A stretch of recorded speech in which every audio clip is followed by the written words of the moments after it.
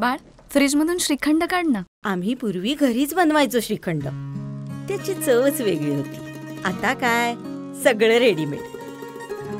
आजी, हे श्रीखंड खाऊन बघ. आज तुझ्या आईनं घरीच बनवलं की काय? हे आहे गोकुळचं श्रीखंड. अगदी जिभेवर रेंगाळणार. जिभेवरच नाही तर मनावरही रेंगाळणार. गोकुळ श्रीखंड, मनावर रेंगाळणार. पालकमंत्री पदाच्या वाटपाला मुहूर्त कधी? पालकमंत्री जिल्ह्यासाठी का महत्वाचा?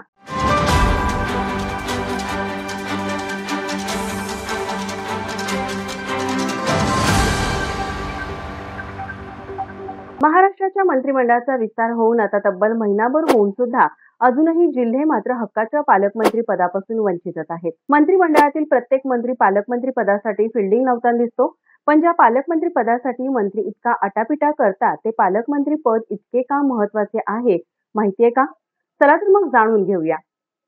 पालकमंत्री हा कॅबिनेट स्तरीय मंत्री असतो, जो राज्य सरकारद्वारे राज्यातील विशिष्ट जिल्ह्यांच्या विकासावर देखरेख ठेवण्यासाठी नियुक्त केला जातो. पालकमंत्री जिल्ह्यातील विविध राज्य सरकारच्या योजना आणि कार्यक्रमांच्या अंमलबजावणीवर देखरेख ठेवतात आणि जिल्ह्याचे प्रशासन कार्यक्षमतेने कार्यरत असण्याची खात्री करतात. राज्य सरकारमधील मंत्र्यांकडे एखाद्या जिल्ह्याचं पालकमंत्रीपद दिलं जातं.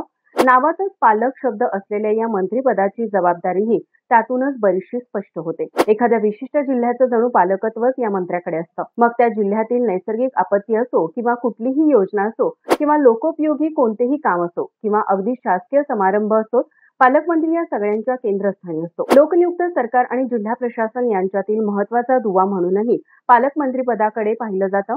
पालकमंत्री हे जिल्हा नियोजन समितीचे पदसिद्ध अध्यक्ष असतात. यासोबतच केंद्र आणि राज्य सरकारचा विविध योजनांसाठी आलेला निधी योग्य ठिकाणी खर्च केला जातोय की नाही हे पाहणे देखील पालकमंत्र्यांची जबाबदारी असते. जिल्ह्यात स्थानिक स्वराज्य संस्थांना मिळणारा निधी आणि त्यांच्या अर्थसंकल्पावरही पालकमंत्र्यांचा मोठा प्रभाव असतो. जिल्ह्यातील विकास कामांवर देखरेख आणि जिल्हा नियोजन समितीकडील निधीचे वाटप हे पालकमंत्र्यांच्या अधिकारात येत असल्यानं अपरिहार्यपणे या विशिष्ट जिल्ह्यातील पालकमंत्री पदावरील नेत्याला राजकीय दृष्ट्याही वजन प्राप्त होतं. पालकमंत्री नसलेला नेता हा जिल्ह्यातील मोठा नेता आणि राजकीय दृष्ट्या जिल्ह्याचा नेता मानला जातो. दुसरीकडे एखाद्या पक्षाचा नेता पालकमंत्री असेल तर त्या जिल्ह्यात आपली पक्ष संघटना वाढविण्यासाठी आणि स्वतःची राजकीय ताकद वाढवण्यासाठी उपयुक्त ठरतं. म्हणून आपल्या पक्षाच्या पक्षवाढीसाठी प्रत्येक नेत्याला पालकमंत्री पद हवे असते. माझा महाराष्ट्र न्यूज, कोल्हापूर.